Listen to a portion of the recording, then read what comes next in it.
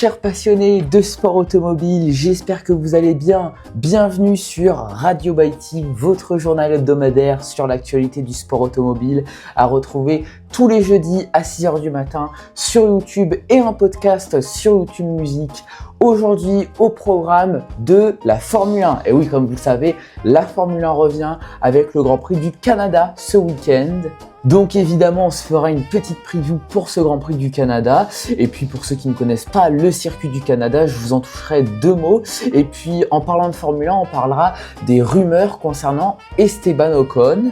On parlera évidemment des 24 heures du Nürburgring qui ont eu lieu ce week-end. On parlera un petit peu de MotoGP aussi, ça faisait longtemps. Mais bon, vu ce qui s'est passé en Espagne ce week-end, c'est l'occasion. Et enfin, pour terminer, comme d'habitude, une petite anecdote sur le sport automobile.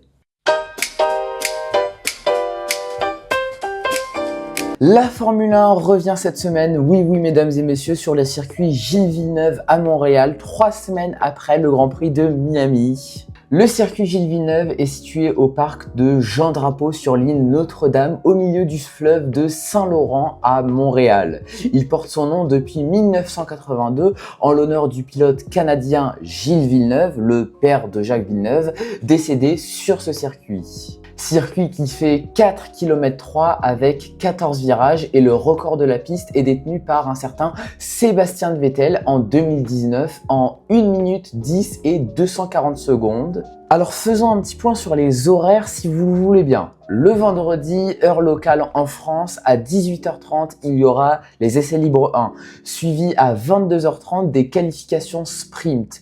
Le samedi à 18h, on aura le droit à la course sprint et un petit peu plus tard dans la soirée à 22h, les qualifications pour le Grand Prix. Et le Grand Prix se déroulera le dimanche à 22h.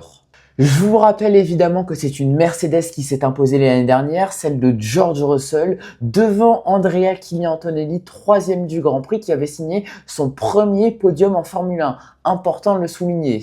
C'est un circuit qui aime beaucoup les Mercedes et je pense que ce week-end, ça va être très difficile de battre Mercedes, surtout qu'ils apportent un gros package d'amélioration.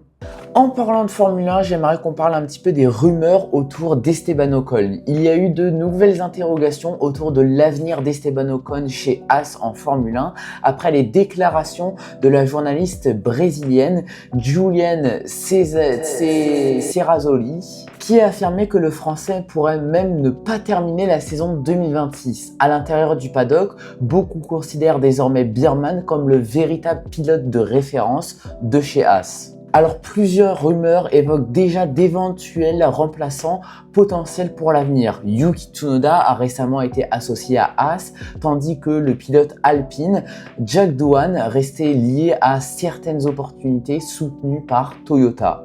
Le Français Esteban Ocon, qui espérait relancer sa carrière en rejoignant Haas après son départ d'Alpine, se retrouve désormais sous forte pression alors qu'Oliver Biermann continue de renforcer sa réputation au sein du paddock. Alors pour l'instant, Haas n'a officiellement commenté aucune de ces spéculations, mais le simple fait que de telles rumeurs circulent aussitôt dans la saison illustre à quel point la situation du pilote français semble devenue fragile.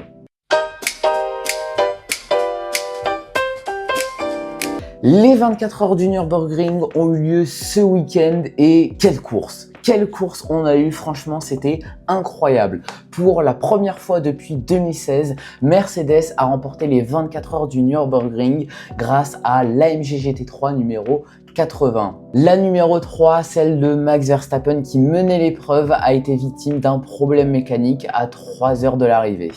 Cette 54e édition des 24 heures du Nürburgring était tout simplement incroyable. Pour commencer, c'est la première fois depuis la création de l'événement que tous les billets ont été vendus, sans doute grâce à la présence du quadruple champion du monde, Max Verstappen.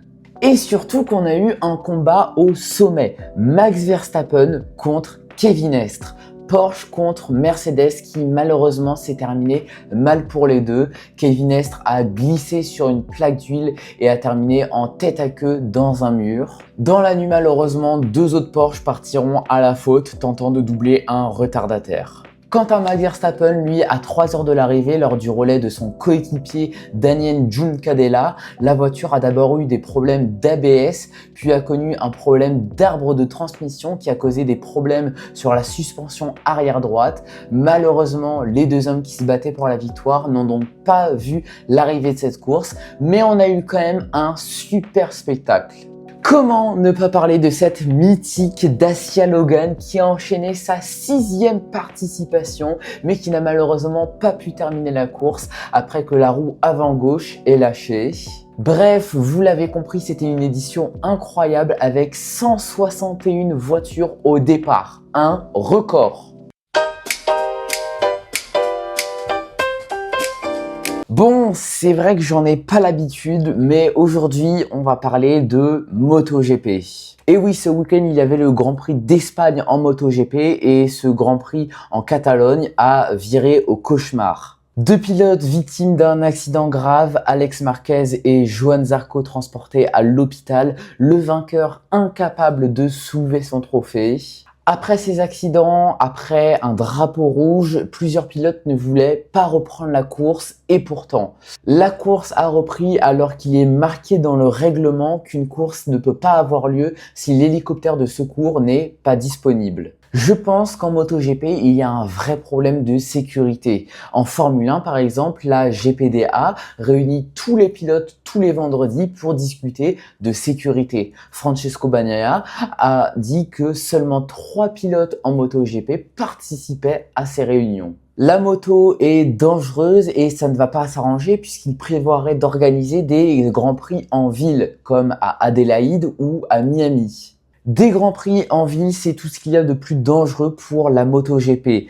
Pas de bac à gravier, peu de dégagement, des rails tout proches. C'est extrêmement dangereux et personnellement, je ne pense pas que ce soit une bonne idée, surtout après ce qui s'est passé ce week-end sur un circuit où il y a beaucoup de dégagement pourtant. Pour terminer cet épisode de Radio Baïti, comme chaque semaine, je vais vous raconter une petite histoire sur le sport automobile et aujourd'hui, on va parler d'Alessandro Zanardi. Alessandro Zanardi, ex-pilote de Formule 1 chez Lotus. En 2001, il fait son retour en kart, l'ancêtre de l'IndyCar, là où il a tout gagné. Il a remporté 3 courses en 1996 avant d'être sacré champion du monde en 1997 et en 1998. Mais pour son retour en kart, rien ne va se passer comme prévu. Alessandro Zanardi se fait percuter à 300 km/h. Il est transporté à l'hôpital après avoir perdu beaucoup de sang. À l'hôpital, son cœur s'arrêtera de battre 7 fois, mais un miracle va se produire.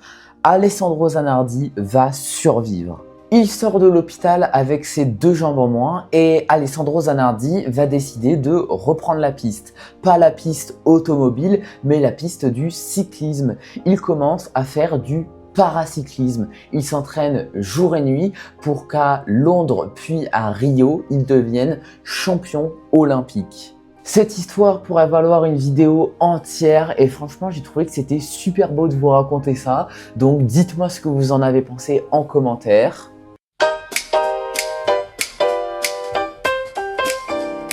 Avant que cet épisode de Radio Baïti ne se termine, un petit point sur les lives. Dimanche, à partir de 21 h sur YouTube et sur Twitch, je réagis au Grand Prix du Canada. Et le lundi qui suit, jour férié, à 16 h, on termine une bonne fois pour toutes la saison 1 de la carrière avec Lewis Hamilton chez Ferrari, avec le Grand Prix du Qatar et le Grand Prix d'Abu Dhabi. Merci d'avoir suivi cet épisode de Radio Baïti. Quant à moi, je vous retrouve très vite pour de nouvelles histoires sur le sport automobile. Ciao, chers passionnés!